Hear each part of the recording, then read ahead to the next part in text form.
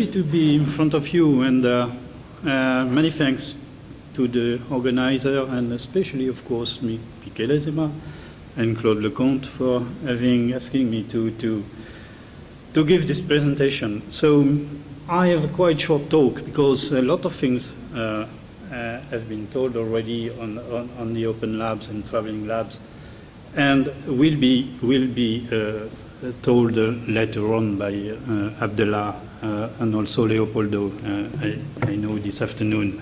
So first of all, of course, it is very important to say that Bruker proudly joined the EUCR activities. Very early in 2013, we had the pleasure to be visited in Karlsruhe by Professor Désirajou and Claude Lecomte to discuss the way to manage this very important year together.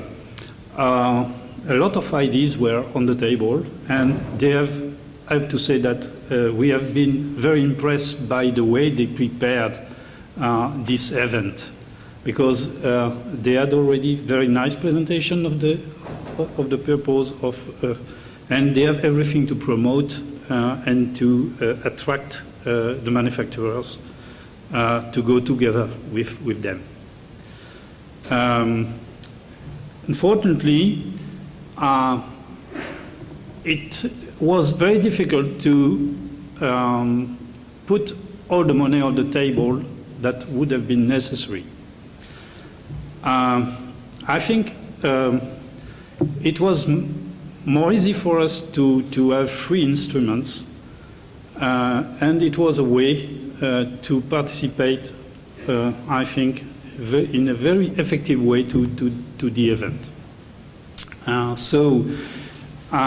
What I wanted to say also, the topic of my talk was traveling lab and initiative in Africa, but I put again crystallography for the next generation, because many of you, and I know Claude Lecomte, we are born in 1948, very important year for crystallography. But I think it's very important to say that this year was made for the next generation. I think it's useless to say that we support the EUCR activities, of course, and we participated to the events, and especially for young crystallographers. I was very impressed yesterday to understand the success of the contest on glowing crystals. I didn't know, and I was very happy to see all that. I think it's also very important when we put an instrument in a lab that the students could work on the instruments, because I know the industry, and I know that the industry, when we hire somebody, the experience the people, the person has in front of us, if he has worked on an instrument, he is preferred, of course. And this is the same in an industrial lab. It's also very important to promote interdisciplinary. We know at Bruker, because our product lines are also complementary, and it's important to promote crystallography in many fields. So the Open Line initiative was a very bright idea, and a lot of things has been told already, so not necessary to be repeated. But the traveling lab was something we insisted on, because it was more important to bring instrument in labs where nothing was. What we did more than in our mind in the beginning. The list of the open labs organized by Bruker is not finished, because we hope that we will also organize something in Ivory Coast and in Delhi before the end of the year. The next one will be in Constantine in Algeria. Unfortunately, Professor Merazi couldn't join us today, but we will be there. 3 people from Bruker will participate for a full week. We did more for traveling labs, as I said before, especially in Morocco, and we had been very happy to be supported by the professor here. It was very nice. Another one in Bandung was also very successful, and one in South Africa is just to be organized. And we will organize together with Habib Boukzela and people from Monastir 2 open labs in Tunisia very soon in May. What we do for traveling labs, we are lucky to have benchtop instruments at Bruker, especially a single crystal diffractometer, which is a unique instrument. Very interesting because it's not a big work to mount the crystal on the diffractometer, which is not the very important part for the students at the beginning. It's very easy to install because it has an air-cooled Apex CCD detector and MOLI marker source. Also, it's very quickly used because there is an expert software for data collection, so the student can mount the crystal and immediately start the data collection and start to solve the structure. Very convenient is touchscreen, and they can manipulate very easily the molecules and the model. It's very attractive for young people, for sure.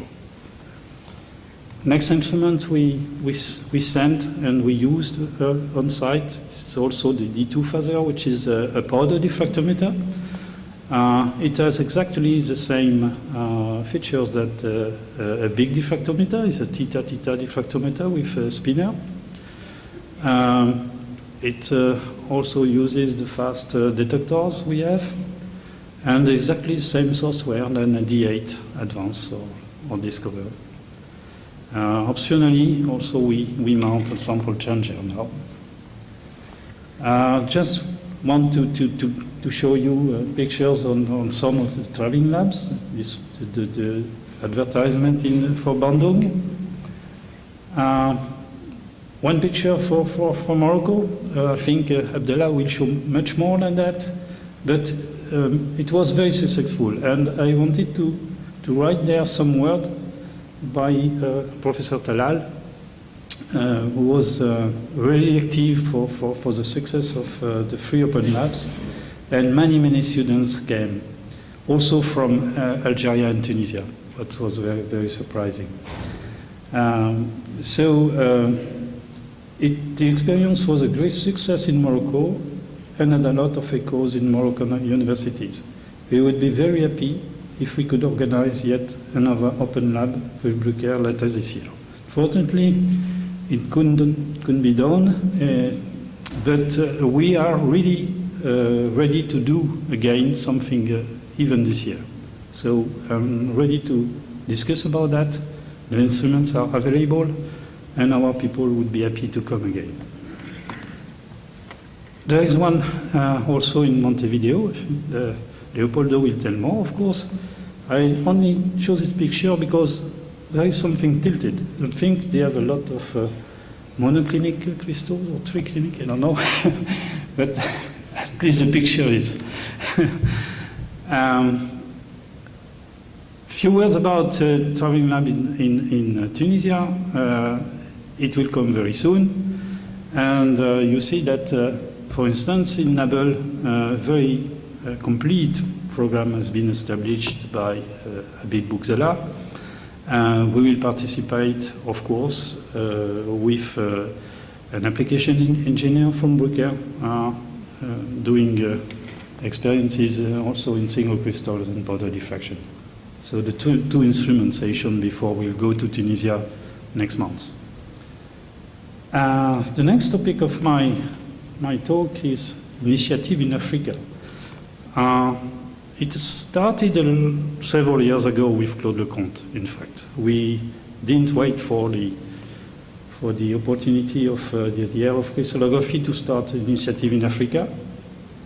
We are more and more evolved because our office in France has now in charge the full Africa and more. So I've now all the organization, I have to say, also for the service to serve African university, African customers. This is a very nice installation we did in Chang more than 1 year ago, I think. And we had a very nice, received, enthusiastic people around, and we are very happy to have given this instrument to Chang. It's a very good place and very nice people to use it. The kind of instruments we supply generally are Siemens D5000 diffractometers. For instance, we gave 3 instruments in Tunisia. The first one in 2009 in Sfax to Professor Ben Salah. Another one was installed in Tunis to Professor Rached Ben Hassen. I think it's working quite fine. And the last one this year was given to, or last year already, to Gabes. You know why we have this kind of instruments available. Of course, you know that the activity in X-rays at Bruker has been acquired to Siemens in 1997. And a lot of D5000 instruments are still working and in very good shape.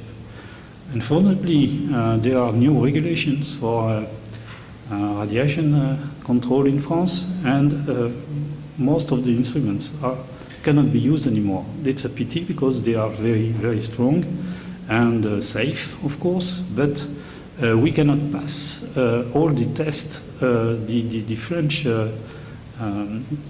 control companies wants to pass. We can do that only in factory on the instruments when they are built, and not when they are installed for a while. Alors, not all are stopped, but more and more are stopped, especially in industry. So we do not throw out, of course, this kind of instruments because it's very good. So we can make very happy people with that. So a D5000, you know, it's this kind of instruments, and the goniometers can be in various geometry. This one is theta, but we mostly in theta, but very strong. And we can install the new software on it, of course, with a new computer, a new tube, and can work a lot of years again. Second kind of instruments we have, because also in the story of Bruker IXS, the X-ray branch of Bruker, the acquisition of Nonius in 2001, and I came from Nonius. And we had a lot of capacities installed, and not most, but about 50% of the capacities are now exchanged for new systems with large CCD detector of CMOS or CMOS detectors. And this, you know, the reputation of the mechanics of the Nonius goniometer, and also the X-ray generator 590 is very strong. So we also have their instruments which could run a lot of years again. So we can refurbish them, new computer, new tube, and we go. So we offer several instruments. We have no in stock in our French stock. We do not have too much room, so we want to to deliver instruments to some university, and especially 2 instruments will go to Abidjan very soon. We are managing the documents for that. Once again, the instruments are supplied free of charge. Most of the time, UCR could support transport installation cost. Of course, some fittings are to be arranged locally. electricity, good water supply, etc. So we do not want to put instruments like that and maybe they cannot work or they cannot be used. We want to be sure to make a proper installation. Our engineers go there, they do install it, and we also train, if necessary, the users. But most of the time the students had worked in France or in England, and they really can use instruments very quickly. If they want, of course, new computer, new tubes, cryostat, chillers, we ask for some participation of the university. It's very important. If we just give an instrument like that, it never works. If the university has participated for somehow to the installation, then they have put money, so they want the instrument to see the instrument running, for sure. And they are very proud afterward. So I think that's all I wanted to say today. Thanks again, and I will participate to the roundtable on Africa. So I will answer questions, and I would be very happy to manage some new installation in Africa, even for free. So thank you.